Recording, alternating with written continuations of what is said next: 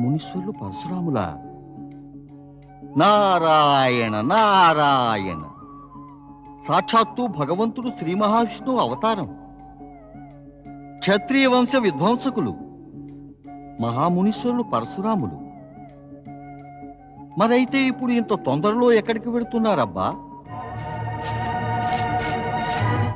మళ్ళీ ఏ క్షత్రియ సంహారానికో బయలుదేరలేదు కదా? నారదుడు స్వయంగా వెళ్ళి అడగవలసిందే. నారాయణ నారాయణ నారాయణ.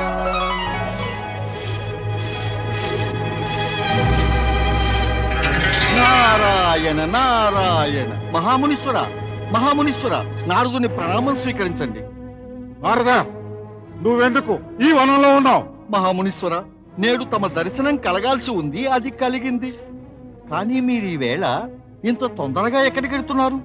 నారదా, నాకు కేవలం ప్రశ్నలు అడగడమే ఇష్టం, ప్రశ్నలకు సమాధానాలు కాదు. అదీ కాక నువ్వు నాకన్నా పెద్దవాడివి, పూజ్యుడివి కాదు నీకు సమాధానాలు ఇవ్వటానికి. నారాయణ నారాయణ, నేను ఎలా పూజ్యుండవగలను? నేను తమకు పుత్ర సమానుణ్ణి. మహామునీశ్వర మహామునీశ్వర. జాగ్రత్త నారదా, నేను బాలబ్రహ్మచారిని, నాకెవరు పుత్ర సమానులు కారు. నేనెవరికి పితృ సమానుణ్ణి కాదు. మాతాపితల సంబంధాలతో నాకు ప్రమేయం లేదు. ఉంది మహామునీశ్వర, తప్పక ఉంది. ఏమిటి? తమరు అనుమతిస్తే నిరూపిస్తాను. ఏం నిరూపిస్తావు? తమరు పితృ సమానులేనని. నారదా, తమరి అమాయకుడిపై కోపగిస్తారే మహామునీశ్వర? ఇది కేవలం నేను కల్పించినదేమీ కాదు. తమరు భక్తవత్సలుడు శ్రీ మహావిష్ణువు అవతారమే. అందుకే తమరందరికీ పూజ్యులే. ఈ కారణంగా అందరూ తమన్ని పితృ సమానులు అనుకుంటారు. అందరూ అనుకుంటున్నప్పుడు అలాంటి ప్రియమైన లాభదాయకమైన సంబంధం తమరు నాకెందుకు నిరాకరిస్తున్నారు? ఓ మహామునీశ్వర, తమరు నన్ను పుత్రుడనుకుంటే నాకేమాత్రమూ అభ్యంతరం ఉండదు. నారదా, ఆ? నీ మాటల చాతుర్యంతో దేవతలకు అసురులకు నీ లీలలు చూపినట్లు నాకు కూడా అలాంటి లీలలు చూపుదాం అనుకుంటున్నావా? మాటి మాటికి కోపగించి తమరి పుత్రుని మనసులా బాధపెట్టి గాయపరుస్తున్నారెందుకు? నీవింకా నా క్రోధం చూడలేదు నారదా. నేను చూడదలుచుకోలేదు కూడా. దయచేసి తమరు మాత్రం ప్రదర్శించకండి. అయితే పరిణామాన్ని ఊహించుకొని నీ నోటికి తాళం వేయి. అలాగే మునీశ్వర. తమరా నాడు క్షత్రియుల్ని 21 మార్లు సంహరించారు. వారు తమరి క్రోధాన్ని పరిణామాన్ని చూశారు. వారు క్షత్రియులు, అందుచేత క్రోధానికి పరిణామాలకు తట్టుకోగలిగారు.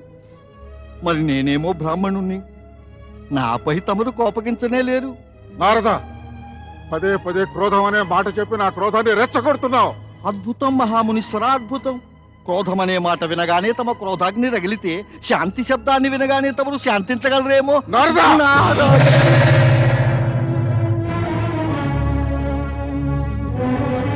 ఓం నమ శివాయ. ఓం నమ శివాయ. ఓం నమ శివాయ. ఓం నమ శివాయ. ఓం నమ శివాయ. ఓం నమ శివాయ. ఓం నమ శివాయ. ఓం నమ శివాయ. భక్తవత్సలుడు పరమశివునికి జయము, మాతా పార్వతికి జయము. శాంతించండి. పరమేశుని ధ్యానం భంగం కాకూడదు. ఆయన సమాధికి విఘ్నం కలగకూడదు. లేదు లేదు మాత, మేమందరం శాంతంగానే ఉంటాం.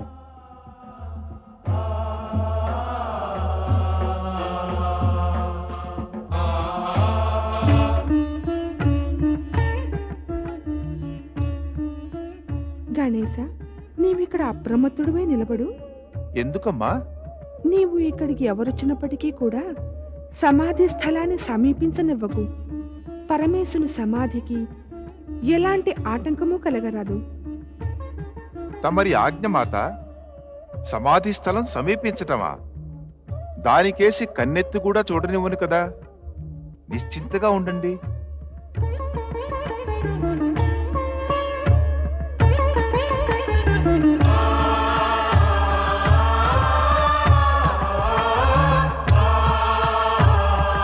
జై శివశంకర, జై పరమేశ, హర హర మహాదేవ. జై శివశంకర, జై పరమేశ.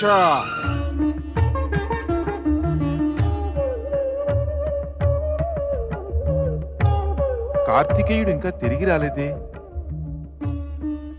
అతడి పాటికి వచ్చి ఉండవలసింది. తాను దక్షిణాన అగస్త్యముని ఆశ్రమం వెళ్ళొస్తానని చెప్పి వెళ్ళాడు.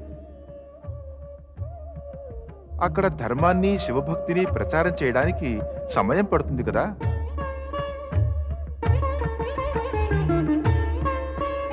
జై శివశంకర, భం భం భోలా, హర హర మహాదేవ. సోదరులకు మిత్రప్రేమ ఉంటే మనసుకు ఎంత ఆనందం. మిత్రులకు భ్రాతృప్రేమ ఉంటే మనసుకు బాగుంటుంది. మా ఇద్దరిలో రెండు భావాలు ఉన్నాయి. నేను అతడి గురించే ఆలోచిస్తున్నాను. అతడు కూడా తప్పక నా జై శివశంకర, హర హర మహాదేవ. జాగ్రత్త, ఒక్క అడుగు కూడా ముందుకు వెయ్యవద్దు. తమరు సమాధి స్థలం వైపుగా వెళ్ళడానికి వీల్లేదు. ఒరే విచిత్ర ప్రాణి, నన్ను నా గురువు వద్దకు వెళ్ళనీయకుండా ఆపేవాడివి ఎవరు నీవు? మునివర్య, తమరు విచ్చేసిన చోటు తమరిది కాదు, నా క్షేత్రమే. అందుకే తమరు ప్రశ్నలు అడగలేరు, సమాధానాలిచ్చే స్థితిలో ఉన్నారు. ప్రశ్నలు నేను అడుగుతా. చెప్పండి, తమరెవరు? ఏ ప్రయోజనం కోరి ఇక్కడికి విచ్చేసినట్టు? ఒరే విచిత్ర ధూర్తుడా, నీకు తెలియదా నేనెవరినో? ఇంతటి అహంకార పూరితులవై ఉండి కూడా తనను తాను యోగ్యుడనుకునే నీ వంటి అహంకారి ఎవరైనా సరే నేను తెలుసుకోనవసరం లేదు. ఇంక నేనెవరో తమకు తెలియడం మాత్రం అవసరం. నేను శివపార్వతుల ప్రియపుత్రుణ్ణి, గణేశుణ్ణి. మా తల్లి ఆజ్ఞపై ఇక్కడ నిలుచున్నాను, ఆ సమాధి స్థలానికి ఎవ్వరినీ వెళ్ళనివ్వకుండా. అసంభవం. నీవు మనిషి కాదు, పశువు కాదు. ఇలాంటి అసామాన్య ప్రాణి శివ పార్వతులకు పుత్రుడు ఎన్నడూ కాదాలడు. తమ కంఠాన్ని కోపాన్ని తగ్గించుకోండి మహాజ్ఞాని. మీ వల్ల నాన్నగారి సమాధి భంగమైతే అనర్థం కలుగుతుంది. కాస్త తమ నేత్రాలకు ఉన్న క్రోధపు పొరను తొలగించి చూడండి. నేను మనిషిని, పశు స్వభావరహితమైన పశువుని కూడా. మందబుద్ధి, అధిక ప్రసంగం ఆపు. నీవు అడ్డు తొలగు నా దారికి. అమ్మ చెప్పి వెళ్ళింది అడ్డు నిలవమని, తమరంటారు అడ్డు తొలగమని. నిలవడం తొలగడం రెండు ఒక్కసారిగా జరిగేవి కావు మరి. అందుకు అవసరమే ఉంది. నాకు జన్మనిచ్చిన తల్లి ఆజ్ఞనిచ్చినప్పుడు ఆమె చెప్పినట్టు చేయడం అవసరమే. నీకే తెలిస్తే నేను పరశురాముణ్ణని 21 సార్లు ఈ దరిద్రని క్షత్రియహీనంగా చేశానని. నీవిలాంటి దౌర్జన్యం ఎన్నడూ చెయ్యనే చెయ్యవు. నేను పుట్టక మునుపెప్పుడో తమరు బహుశా చేసి ఉంటారు ఈ పృథ్విని క్షత్రియహీనంగా. ఇప్పుడు చేసి చూపండి 22సారి. ఒరే దుష్ట, నీకు మృత్యు ఆసన్నమైనట్లుగా ఉంది. ఇదిగో జయము మాతకు.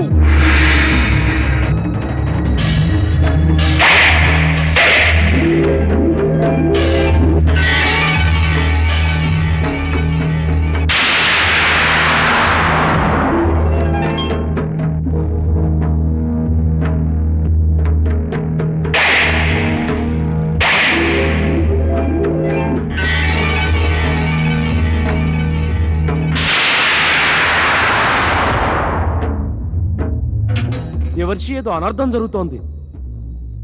దీన్ని ఆపేందుకు చూడాలి. ఎవరాపగలరు? యుద్ధమనేది ఆగాలంటే దాన్ని ఆరంభించిన వారే ఆపాలి. ఇక్కడిద్దరూ పట్టుదల వారే.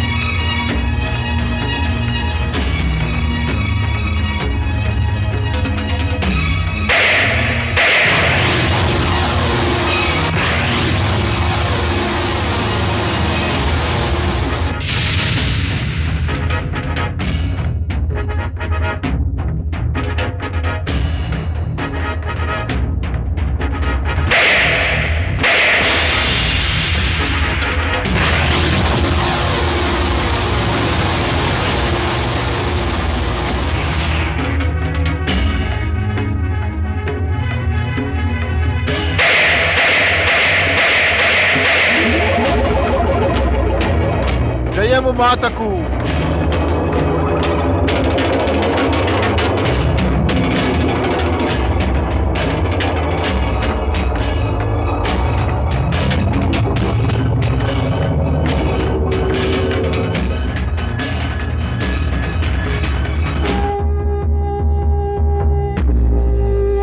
జయమ మాతకు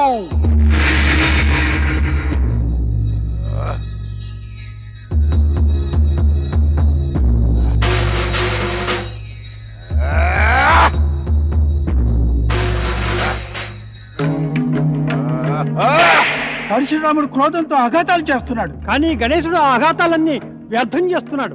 ఏదో ఉపాయం చెప్పండి దేవర్షి. శ్రీ మహావిష్ణువు అవతారమైన పరశురాముడు, శక్తిమాత అంశ గణేశుడు పరస్పరం ఢీకొంటున్నారు. పరమశివుడు తన పుత్రుడికి శిష్యుడికి మధ్య జరుగుతున్న యుద్ధాన్ని ఆపటలేదేమి? వరుణదేవా, తమకు వచ్చిన ఆలోచనలు భక్తవత్సలుడు పరమేశ్వరునికి కూడా తప్పక వచ్చే ఉంటాయి. అయినా యుద్ధం జరుగుతోంది అంటే ఇదంతా పరమేశ్వరుని లీలా అన్నమాట. ఇదేదో భావి సంఘటనకు నాందియే.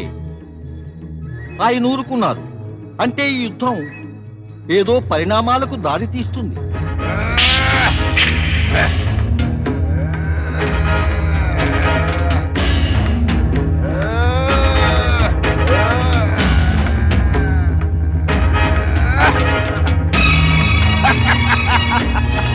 జయమ మాతకు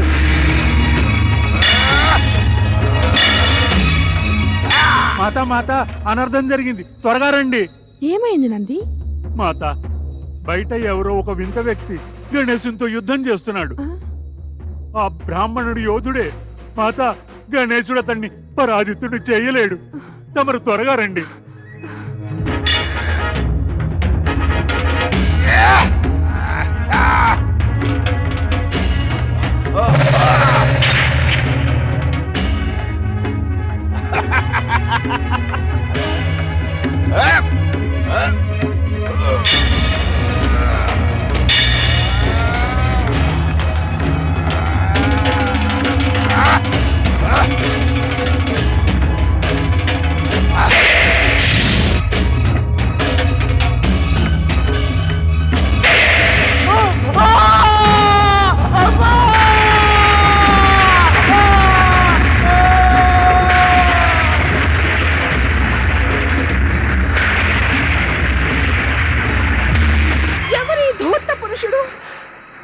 ఎందుకు అకారణంగా నా పుత్రుడిపై దాడి చేశాడు? అమ్మా,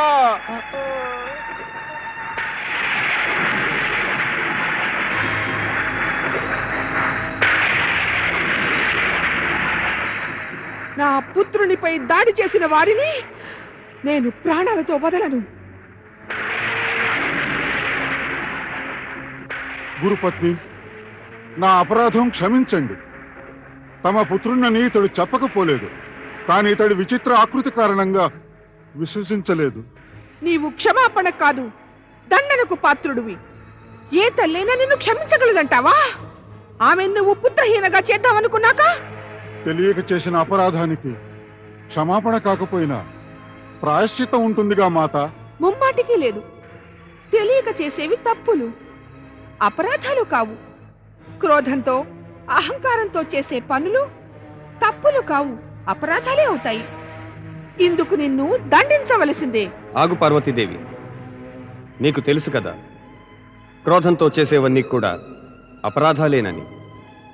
మరి ఎందుకు అజ్ఞానపూర్వకంగా ఈ అనుచిత కార్యం చేస్తున్నావు?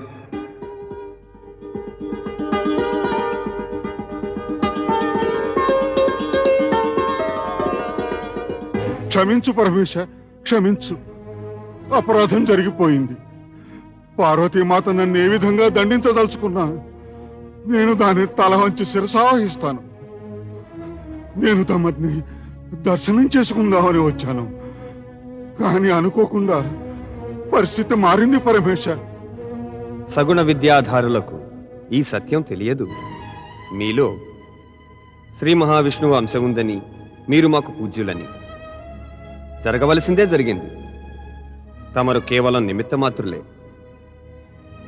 గణేశుడు ఏకదంతుడై పూజ్యుడవుతాడు. ఇతన్ని ఏకదంతుని చేసే పని విధి పరోక్షంగా తమరికి ఒప్పగించింది. శ్రీ మహావిష్ణువు అవతారమే అయిన పరశురామునిపై క్రోధం అనుచితము, అనవసరమే దేవి. ఇదంతా మా ఇచ్ఛానుసారం, మా మహిమ వల్లనే జరిగింది. గణేశ, అజ్ఞానం వల్ల యుద్ధం జరిగింది. జ్ఞానం తెలిసాక గౌరవించు నాయన. ప్రణామం చేయి వారికి.